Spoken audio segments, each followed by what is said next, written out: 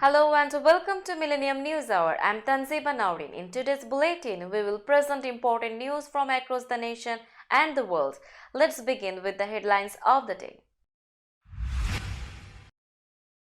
January 6 report says Trump lit that fire of Capitol insurrection.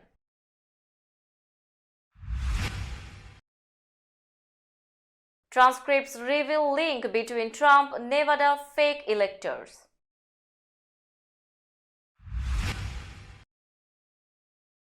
New law ends COVID-19 vaccine mandate for US troops.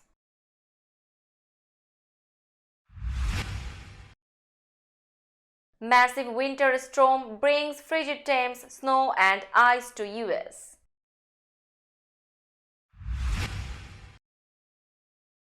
Group urges feds to investigate Snapchat over fentanyl sales.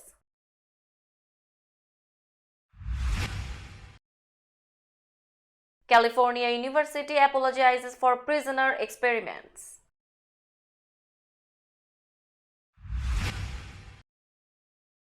US probing automated driving system use in 2 Tesla crashes.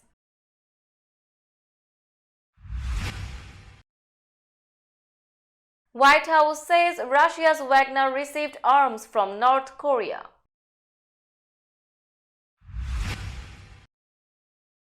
Ukrainians hail Zelensky after US visit dismissed by Putin.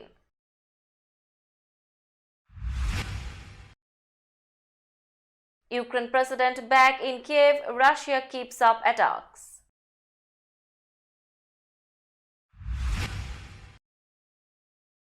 Suicide bombing in Islamabad kills 2 suspects and policeman.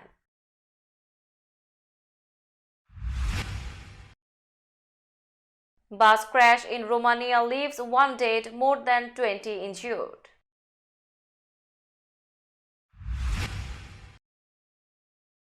Three dead in Kurdish center shooting in Paris, suspect arrested.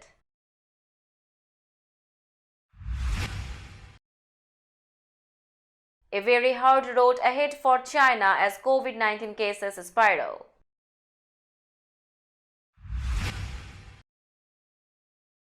Canadian polar bears near bear capital dying at fast rate. Brandon Drury agrees to 2-year, $17 million deal with Angels.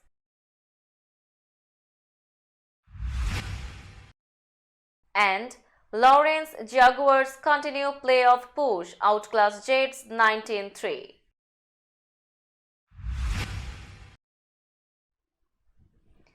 Now news in detail.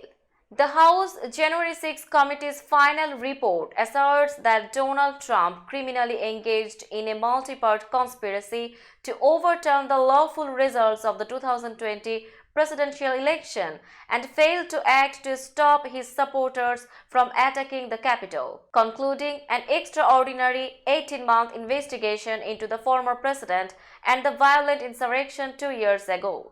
Trump lit that fire, the committee's chairman, Mississippi Representative Benny Thompson writes.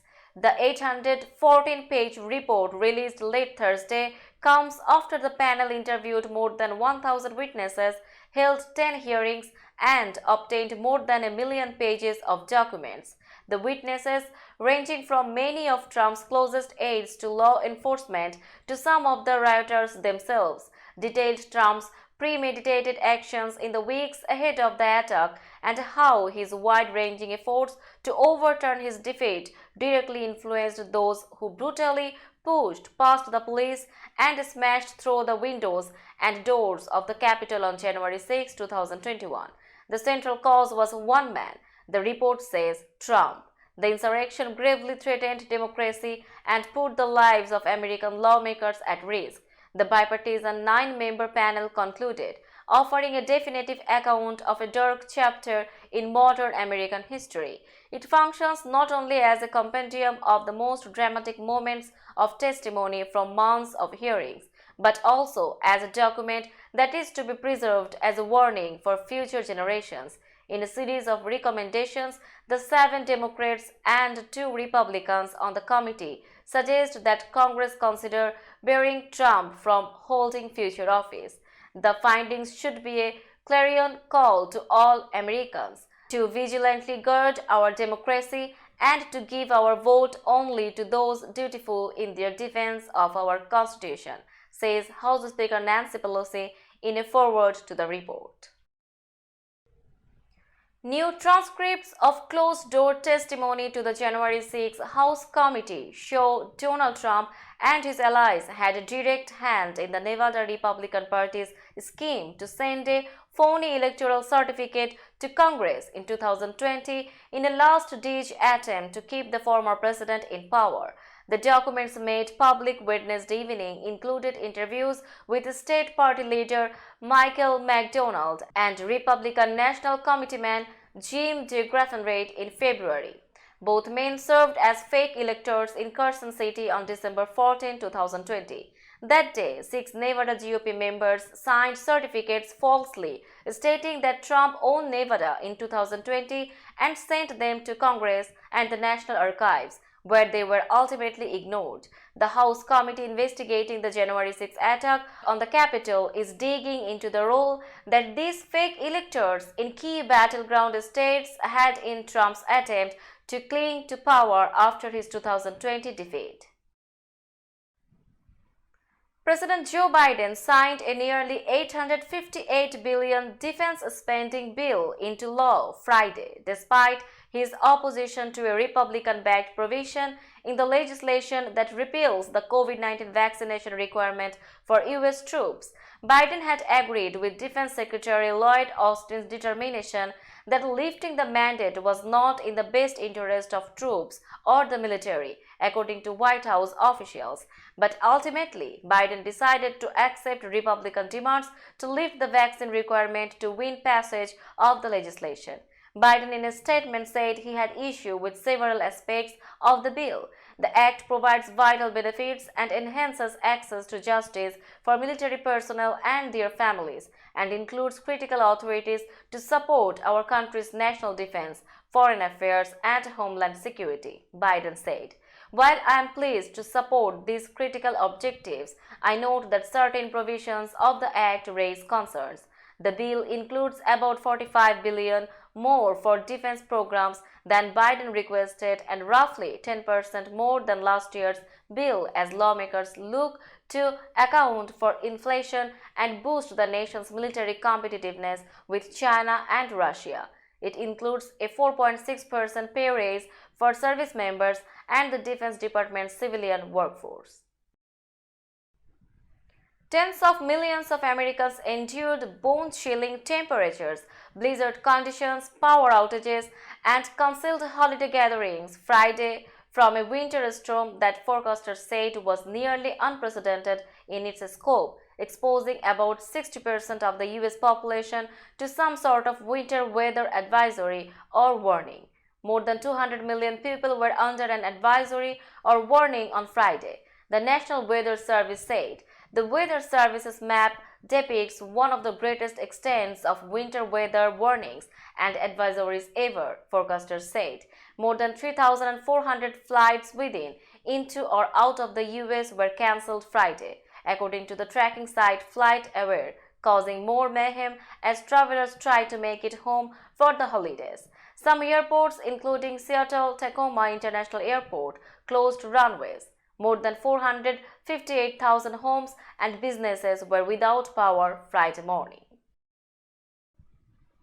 As the U.S. deals with its deadliest overdose crisis to date, a national crime prevention group is calling on the Justice Department to clamp down on social media's role in the spread of fentanyl, the drug largely driving a troubling spike in overdose deaths among teenagers.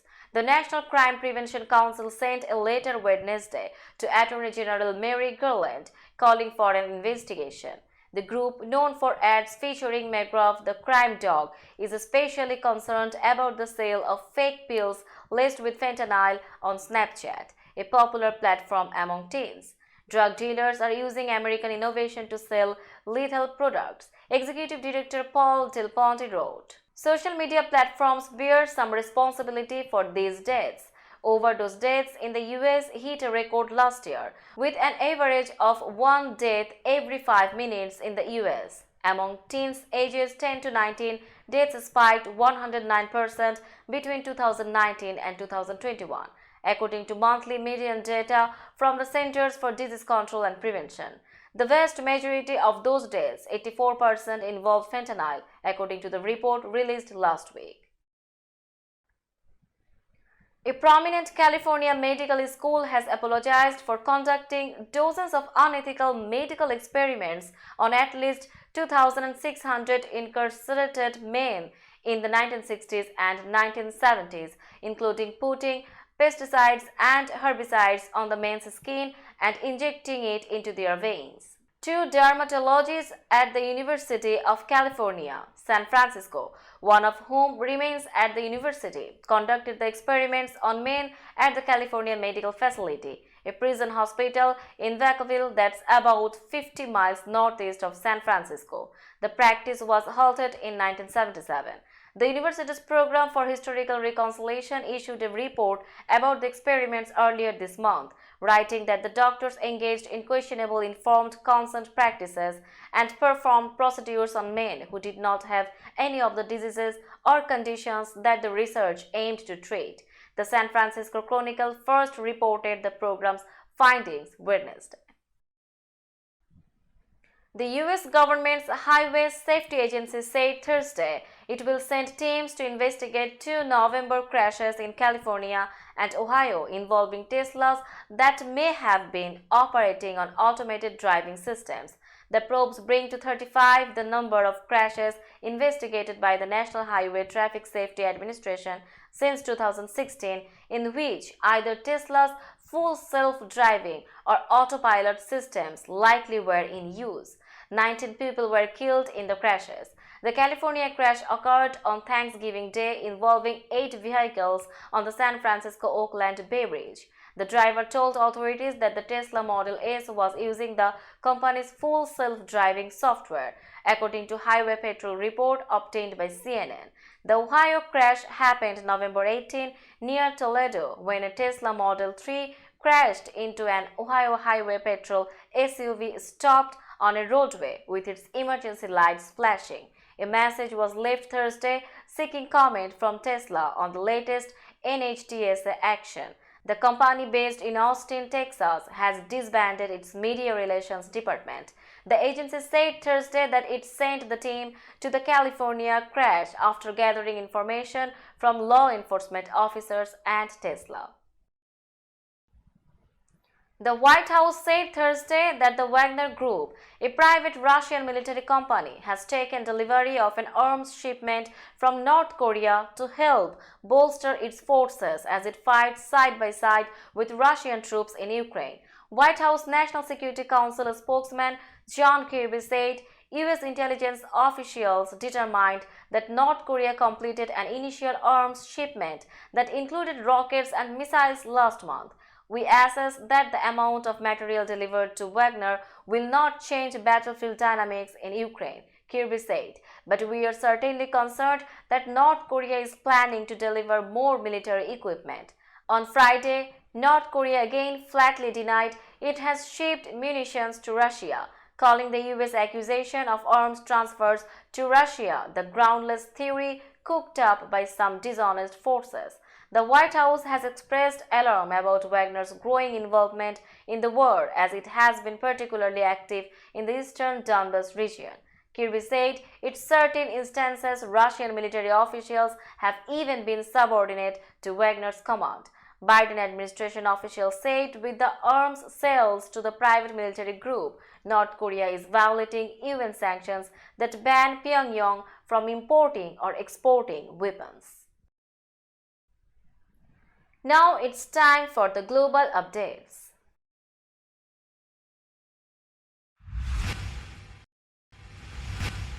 Ukrainians hailed President Vladimir Zelensky's wartime visit to the United States as a success, while Russian officials said Thursday that it only fueled the conflict. The US has announced a new $1.8 billion military aid package, including supplies of the Patriot air defense systems, the most powerful such weapons to be delivered to Ukraine yet. Ukraine also stands to receive an additional 44.9 billion in US aid as part of a massive government spending bill the Senate approved Thursday. We are returning from Washington with good results. We think that will really help, Zelensky said on a video message shared Thursday night on his Telegram account. He thanked President Joe Biden and the US Congress for supporting Ukraine's fight against Russia. In Russia, President Vladimir Putin had a different assessment of Zelensky's trip, which included an Oval Office meeting with Biden, a joint news conference at the White House, and an address to a largely supportive Congress. Ukrainian President Vladimir Zelensky sounded another defiant note on his return to his nation's capital Friday following his wartime visit to the United States, saying his forces are working toward victory even as Russia warned that there would be no end to the war until it achieved its military aims. Zelensky posted on his Telegram account that he is in his Kiev office following his US trip that secured a new 1.8 billion military aid package and pledged that we will overcome everything.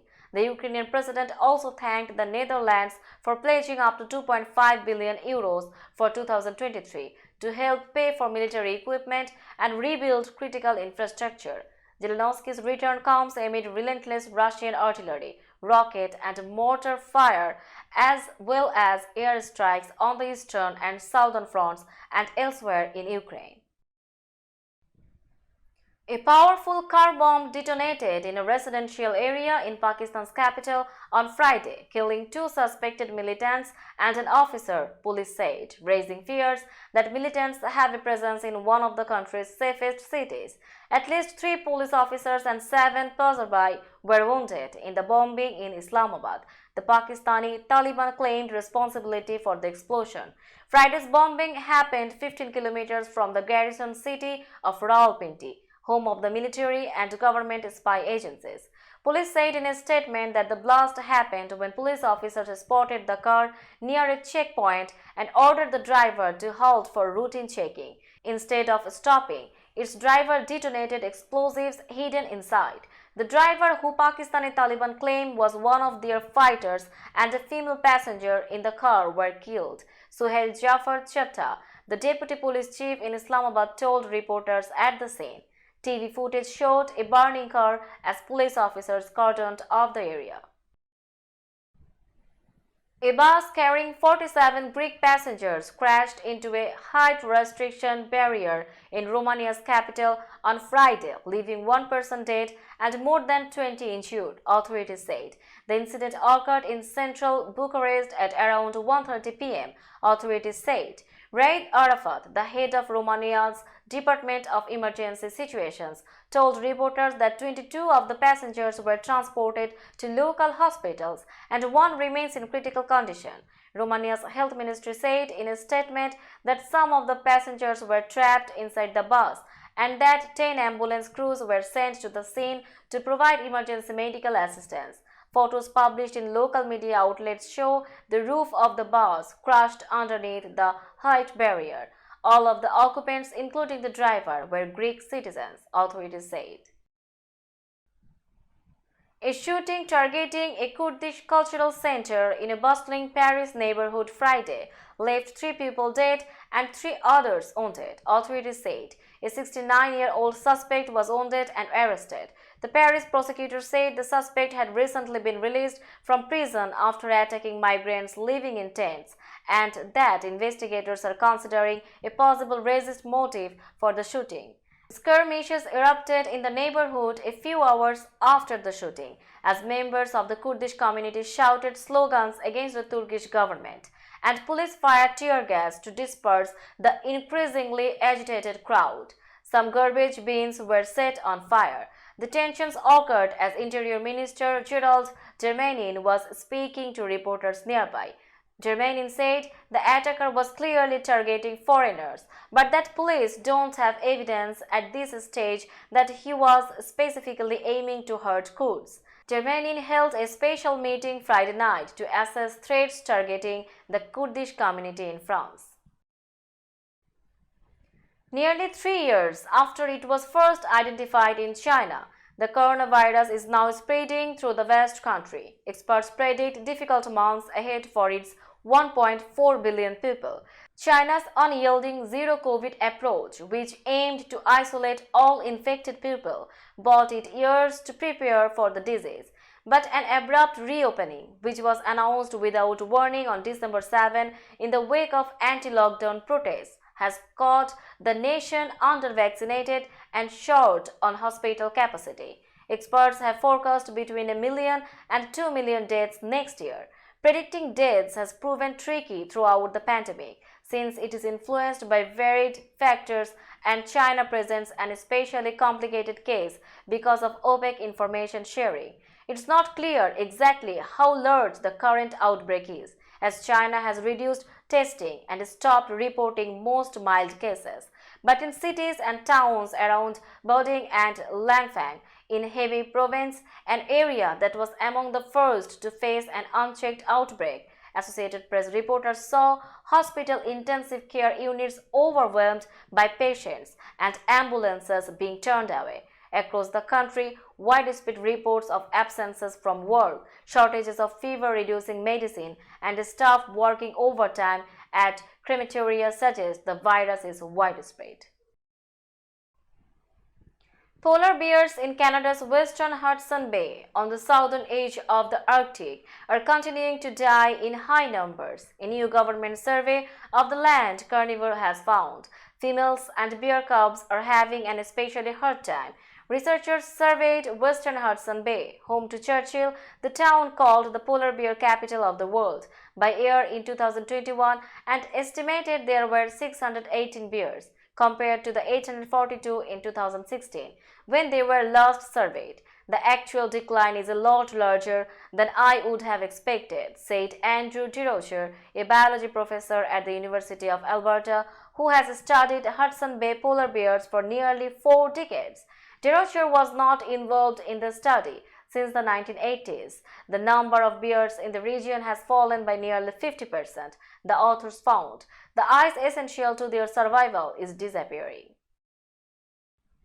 Now it's time for business news.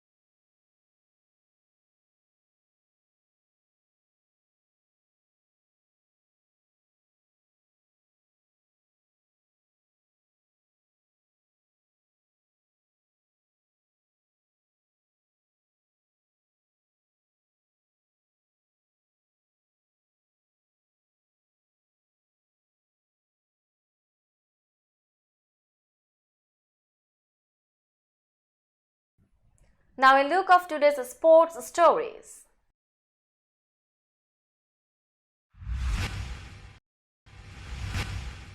Infielder Brandon Drury has agreed to a $17 million two-year contract with the Los Angeles Angels. Right-hander Oliver Ortega was designated for assignment Thursday to make room on the Angels' 40-man roster for Drury, who hit a career-best 28 homers last season while playing for Cincinnati and San Diego. He won the Silver Slugger Award as a utility player. Jury gets 8.5 million in each of the next 2 seasons. Free agent reliever Seth Lugo and the San Diego Padres finalized a $15 million two-year contract on Thursday. Lugo gets a $7.5 million salary next season, and his deal includes a $7.5 million player option for 2024. Trevor Lawrence was in a celebratory mood, decked out in an ugly Christmas sweater, while acknowledging it wasn't exactly the prettiest performance he and his Jacksonville Jaguars have had during their playoff surge. It was plenty good enough though. The Jags' 19-3 victory over an embarrassed Jack Wilson and the slumping New York Jets on a rainy, windy Thursday night has them in control of their postseason destiny. It's just a big win, Lawrence said. It shows this team is growing. We don't have to have 40 points to win. We don't have to have all these years. Whatever it takes to win, we are able to do. To be able to adjust was really good for us. Let's have a look on today's weather forecast.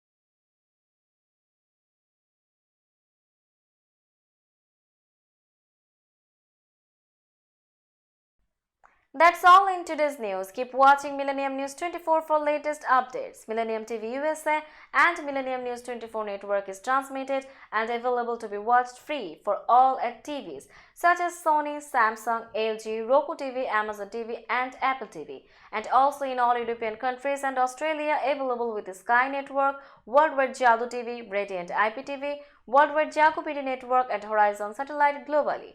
Stay connected with us for all types of informative and entertainment program. Thank you.